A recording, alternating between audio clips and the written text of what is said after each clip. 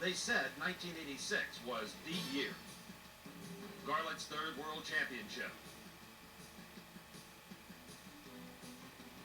Bernstein's funny car domination.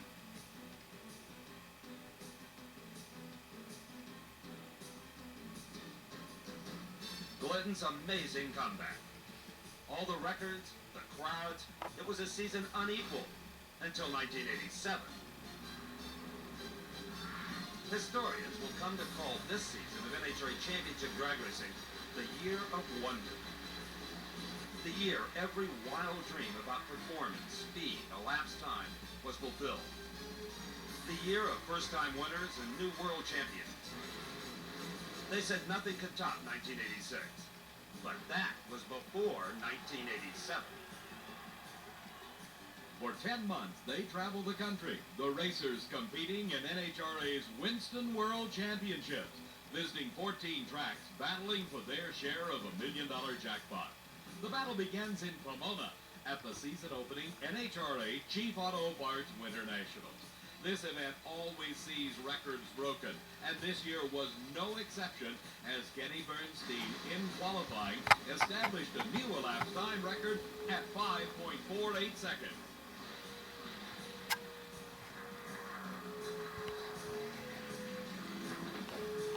There was lots of action and excitement in the first round of Top Fuel Eliminator. Tim Morgan was in the far lane and had trouble. Morgan's car slid down the racetrack, then overturned. The engine was still running when it finally came to a halt on all four wheels. Morgan climbed from the car uninjured. Pro Stock Eliminator found a race in round number 2 that was to set the stage for the season. Butch Leal in his Pontiac was in the near lane. Bob Glidden in the Ford Thunderbird was in the far lane. A great start for Butch Leal. And a close win for the Pontiac. Leal used that starting line advantage to take the victory. Leal ran 7:52, Glidden much quicker at a 7:45. In the finals of Pro Stock Eliminator, Leal in his Pontiac was racing against Warren Johnson. Johnson in the Oldsmobile was in the far lane, Leal in the near lane. The advantage at the start, again to Leal, but the horsepower of the Oldsmobile of Johnson was evident, and Warren Johnson won his first ever Winter Nationals title. The final of Funny Car pitted not two racers against each other, but two countries against each other. Graham Cowan, the Aussie Raider, was in the near lane, racing against Kenny Bernstein. The Australian and American flags were flying from the push vehicles as these two cars approached the starting line. Kenny Bernstein was looking for his first ever Winter Nationals win. Graham Cowan out of Sydney, Australia, was looking for his first ever NHRA win on any racetrack.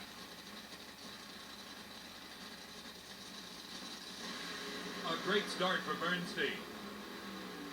Problems set in for Graham Cowan when the engine let go and a ball of flame erupted out of that Pontiac funny car. Bernstein streaked to the finish line at a 5.49 second elapsed time as Graham Cowan brought the car to a slowing stop at the end of the track. In slow motion, it is even more graphically evident the size of the explosion in Graham Cowan's car.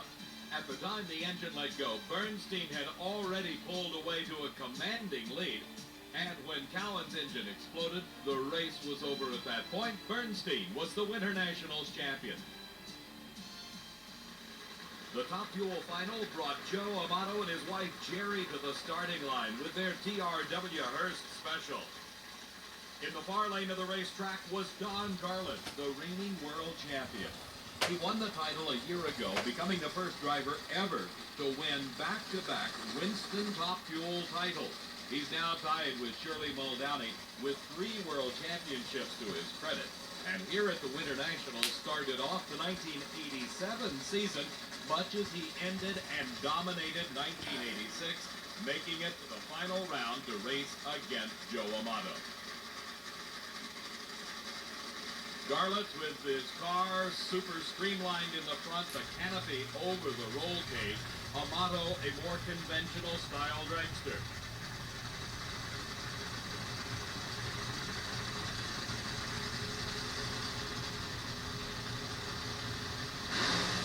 It was a great start for Garlett.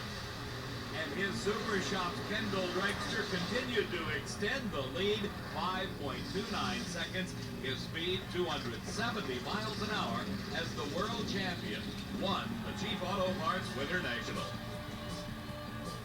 So coming out of the all-important first race of the season, Big Daddy Don Garlett and Kenny Bernstein picked up where they left off in 86, each leading their respective category.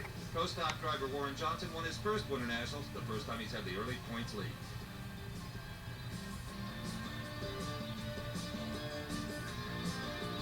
Gainesville Raceway in Gainesville, Florida is the home of the Motorcraft Gator Nationals. That was the next stop on the 1987 Winston World Championship Trail, and it saw record-shattering performances. In qualifying, Darrell Gwynn had driven his Budweiser Special to a new elapsed time record, a new low ET mark of 5.22 seconds. To set the official record, you must run a backup within 1% of the new record. In the second round against Shirley Muldowney, that's what Darrell Gwynn was aiming for.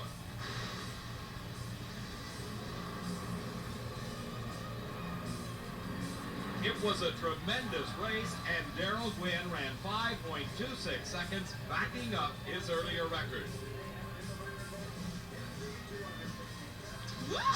I can't believe it. I'll tell you what, the heat of the day, 5:26, in front of my hometown fans, this Bud's for you. A little bit of heaven, huh? You bet. This is heaven right here. Tell me about the ride itself. Did you see Shirley at all down the course? No, I never did. Matter of fact, I had to hold the brake in low gear because it spun the tires on the dry burnout. But we got 2 more rounds to go. So you were using the brake as an acceleration tool, Yeah, really? it smoked the tires on the dry. My dad told me when I backed up in the dry burnout just to tug on the brake just a tiny bit. So that's what we did, and it worked. Great job. Thank you.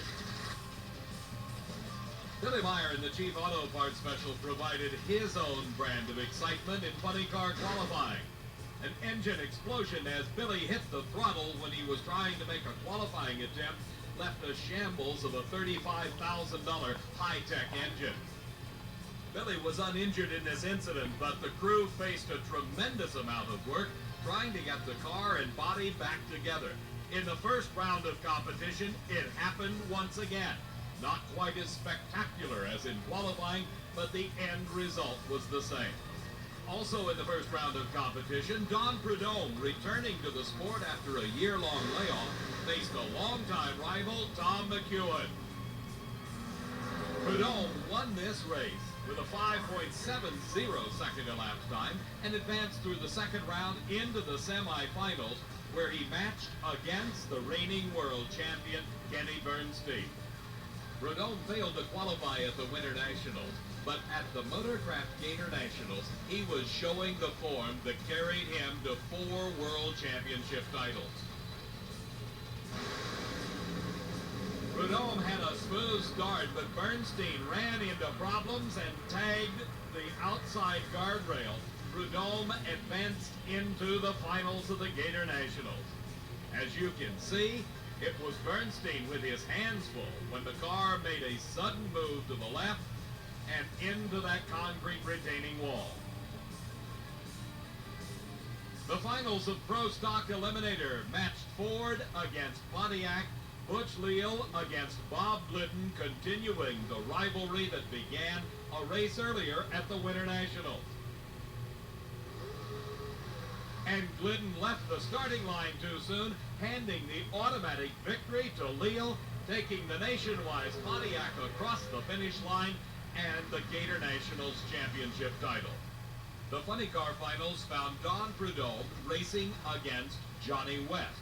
West drives for Roland Leong. Don Prudhomme used to drive for Roland Leong many years ago and won a number of national event titles at the wheel of a Roland Leong tuned car. At the start, Johnny West ran into problems. A flash of fire came out from underneath the car. Prudhomme streaked on to take his first win in 5 years and his first Gator Nationals championship since 1980. A disappointed Johnny West was still looking for his first national event victory, while the Skoal Bandit crew was obviously happy. A brand new race team winning the second time out. Did you ever even believe that was possible? Well, not exactly. I figured we're going to have to struggle a little bit more than we did to get in the winner's circle. We had a couple of good breaks, Steve. Bernstein's car is obviously still a killer car, and we're going to take this car home back to California and run and test and work on it because I'd like to win the championship again. The finals of Top Fuel Eliminator found the new national elapsed time record holder, Darrell Gwynn, in the near lane of the racetrack, matched against Joe Amato. Joe was in his third consecutive final round appearance. That streak dated back to the Winston finals a year ago. Gwynn had to be considered the favorite in this race by virtue of his establishing that new elapsed time mark at 5.22 seconds. But a great hole shot by Joe Amato, plus some outstanding performances, put Amato in the winner's circle. For Darrell Gwynn, it was a record-shattering weekend, but not a victory. Elation reigned supreme in the Joe Amato camp. And on the basis of two final round appearances, Joe Amato had taken over the Top Fuel points lead from Garlits. Kenny Bernstein, well, we had everyone talking. Could he possibly be stopped? Pro Stock, Butch Lill, two final round appearances. He now had the lead in Pro Stock. Next on the agenda for the NHRA Winston Championship season was Dallas, Texas, the Texas Motorplex, and the Winston All-Stars, a brand new race in 1987. This event matched the 10 best drivers in each of the 3 professional categories. Prior to the actual racing, a number of social events occurred, as this was the gathering of the true all-stars of drag racing, very similar to the all-star type format in Major League Baseball. The Texas Motorplex provided a fitting challenge for the all-star drivers that participated in this race. On the one hand, this track provided the traction necessary for outstanding elapsed time and speed records. But on the other hand, if you got into problems, it was a difficult racetrack to cope with. That was evidenced in this qualifying matchup between Bob Glidden at the wheel of the Motorcraft Thunderbird and Dempsey Hardy in the Oldsmobile. Glidden went through the quarter mile in a new elapsed time record of 7.31 seconds. Hardy had problems. Dempsey managed to keep the car upright and was uninjured in the accident. In the first round of Top Fuel Eliminator, Darrell Gwynn was riding a crest of a wave. He had established a new elapsed time mark of 5.17 seconds and was racing against Dick LaHaye in the Miller American Special in round number 1. A giant wheel stand for Darrell Gwynn put him out of competition. Dick LaHaye advanced into round number 2. In funny car racing, Kenny Bernstein qualified in the 540s, was running 530s throughout the race. Mike Dunn, driving Joe Pisano's car, had run over 273 miles an hour in qualifying.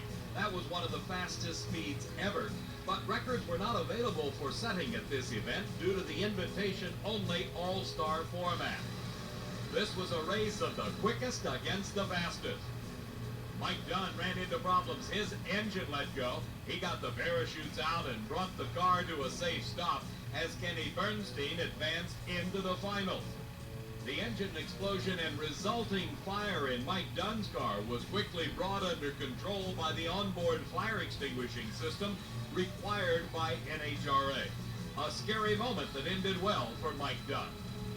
While Joe Lapone waited on technical approval for his new Chevy Beretta Pro Stocker, he borrowed back his old car from a year ago to race against Warren Johnson in the finals of Pro Stock.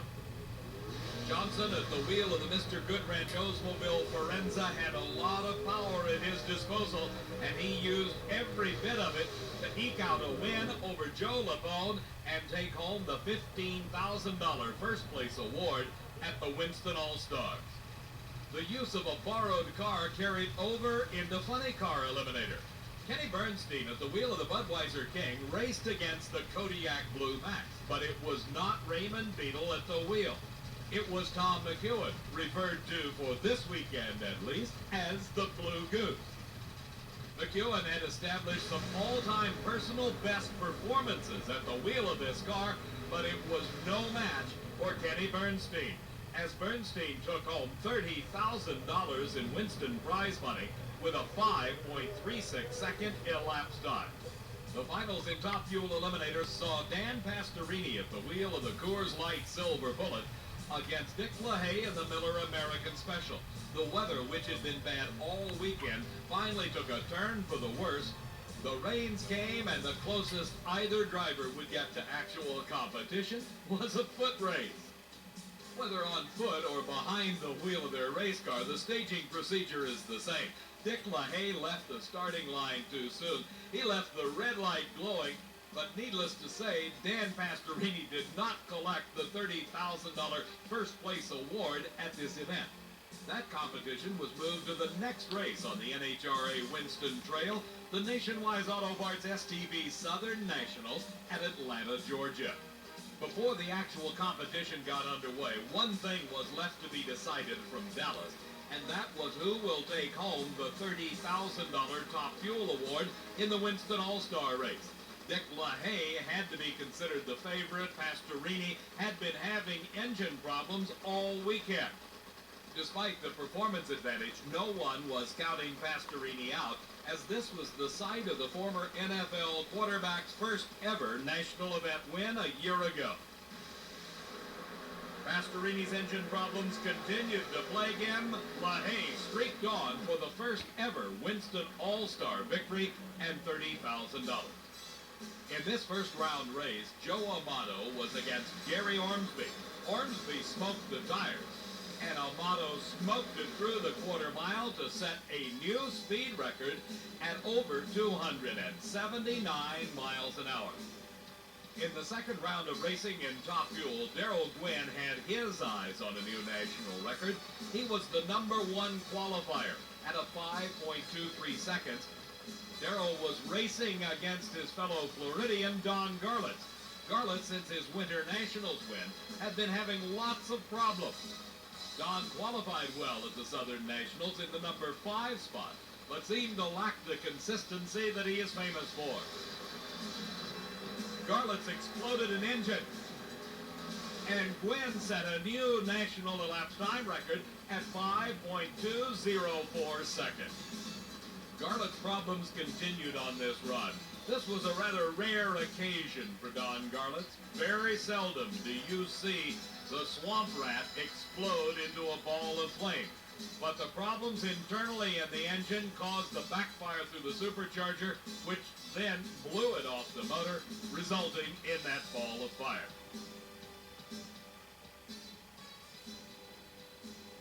I cannot remember the last time Big Daddy exploded a supercharger. No one is easier on parts and pieces than this veteran, but Don, that was quite a kaboomer. I haven't seen you do that in a long time. Something must have dropped a valve, I guess. There seems to be a rash of that going on, particularly in the funny car cable. They don't know what it is. At least you have an idea here. Well, it has to get fire in the manifold from something. It obviously something, it was because it wasn't doing anything wrong. It was just kind of moving along. All of a sudden it backfired. How did it feel to you before this happened? It was decent. It was making a good move. You know, it wasn't nothing spectacular, but... In funny car qualifying, Ed McCulloch lined up in the far lane of the track, Jim Head in the near lane.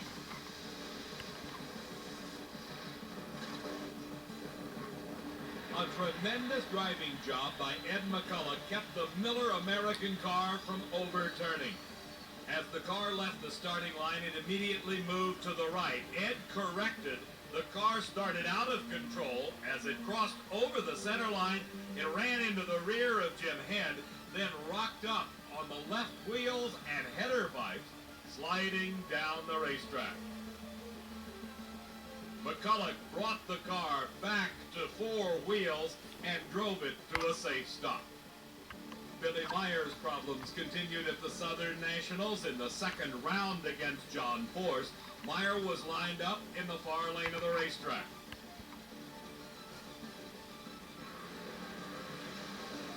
On what appeared to be a good run, Billy Meyer had another engine explosion. The body blew off the car. Meyer and the chassis bounced to a stop as he spun it out of the racetrack and climbed from the car. In slow motion, you can see the body just peeling away from the vehicle after the engine exploded.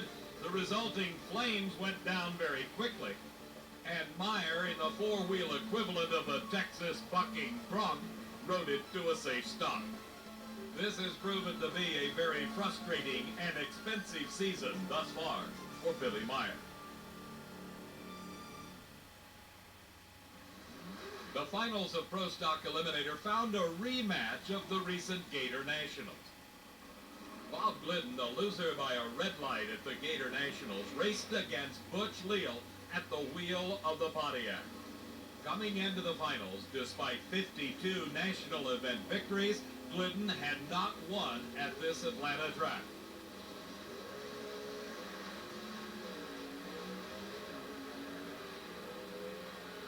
But there is always a first, and for Bob Glidden, 1987 saw him the victor at the Southern National.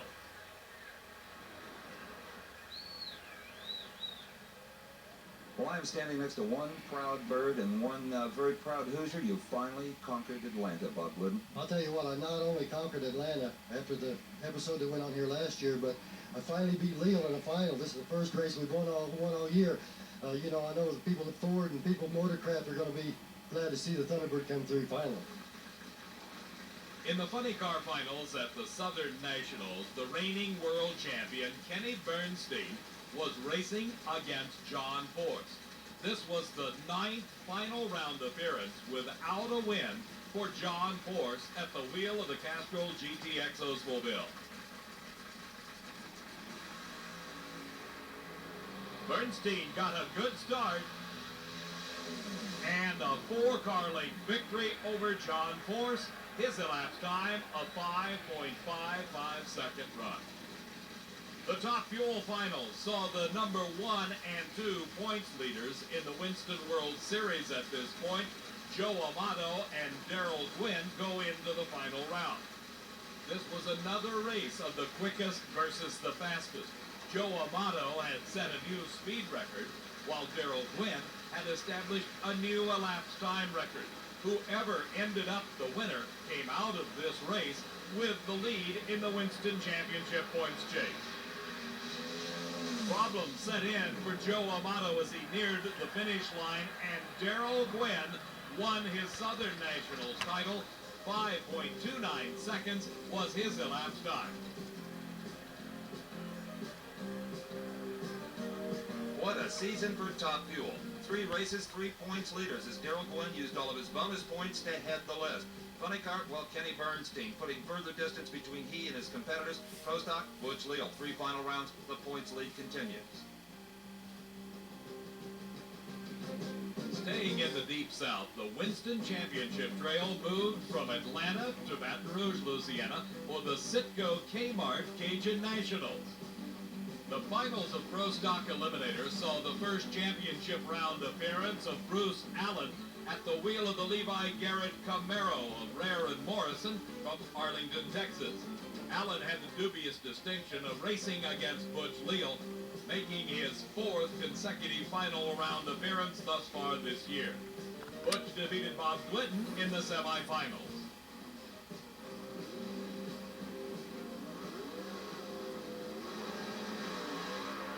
A close start for both drivers, but Butch Leal had the advantage by half-track as problems set in for Bruce Allen.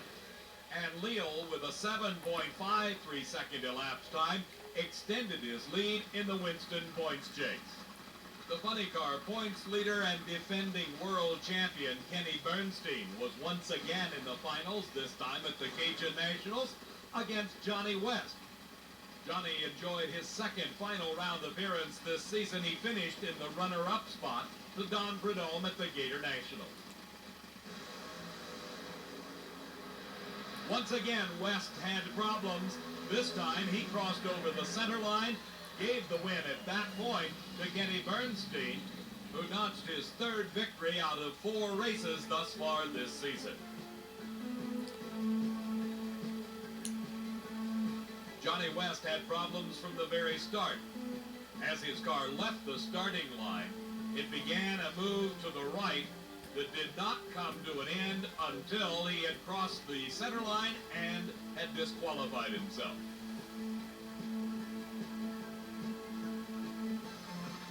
For the 4th time in 4 races thus far this short season, Joe Amato was in the final round of an NHRA championship drag race. His competition was Dick LaHaye. This was a race between the 2 top qualifiers at the Cajun Nationals. Amato had to be considered the favorite based on qualifying. He finished in the number 1 spot, while LaHaye found his performance potential and qualified number 2.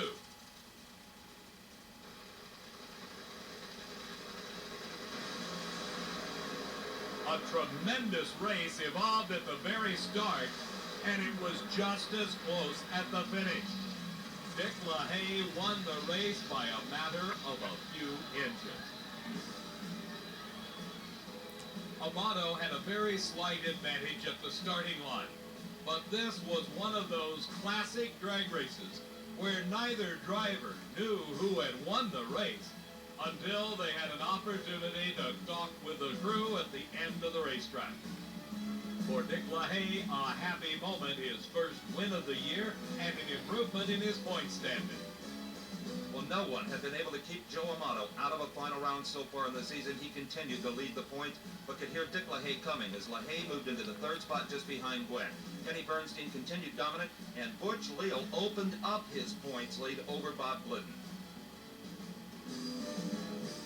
Columbus, Ohio was the site of the 5th race of this season as National Trail Raceway hosted the Budweiser Spring Nationals. In the 2nd round of Funny Car Eliminator, Kenny Bernstein had his share of problems. The smoke that came from the headers on this race car indicated severe engine damage, and Bernstein was forced to shut off the engine. That automatically gave the win to Don Prudhomme. This was only the 2nd time this season that Bernstein had lost a race, and both times it had been lost to Prudhomme.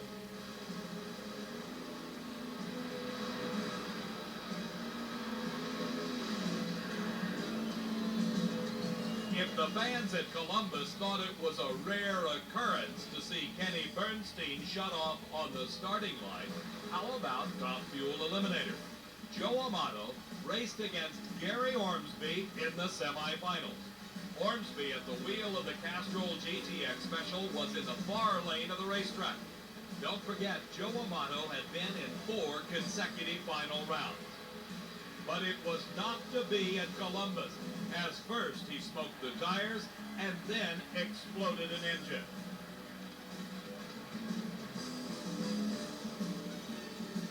It was instant tire smoke for Amato as he left the starting line. Then some problems in the engine caused a huge ball of fire as the supercharger exploded. For the Amato team, it was not a normal weekend. The finals of Pro Stock. Bob Glidden against Butch Leal once again. These 2 drivers have now raced each other in every national event thus far this season, including the Winston All-Star race. Leal held the 1-loss advantage 3-2 over Glidden.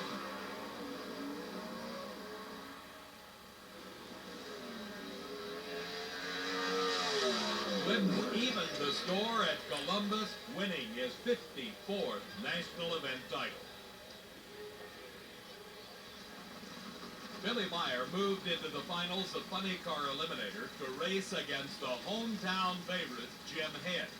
Head, a construction engineer, is based in Columbus, Ohio, and a huge crowd was rooting on their favorite. Meyer had apparently solved the engine problems that had plagued him in the early part of the season. Despite what appeared to be a red light, Billy Meyer and Jim Ed both had a clean start.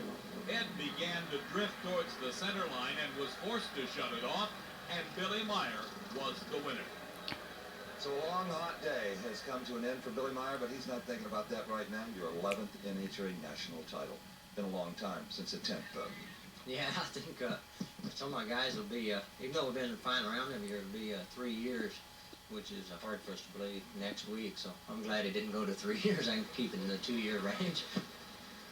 Gary Ormsby made his first final round appearance since the Cajun Nationals of 1986 in what appeared to be a brand new race car. Actually, he used part of the old Streamliner that he had campaigned for over a year and a half, converting it to a more conventional style dragster, and in doing so, picked up some tremendous performance gains. He raced against Dick LaHaye in the Spring Nationals final. LaHaye had the advantage off the starting line. Ormsby smoked the tires, and LaHaye won the Spring National.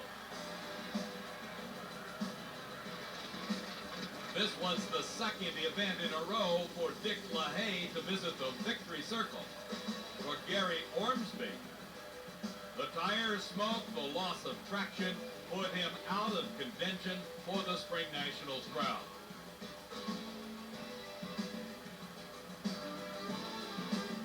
Even though Joe Amato failed to make the final round for the first time in '87, he continued to hold the Top Fuel points lead. With Dick LaHaye with 2 consecutive victories starting to make Amato and Gwynn in second place very nervous. Kenny Bernstein dominant all the way, and Bob Glidden got closer to Butch Leal's points lead with his victory.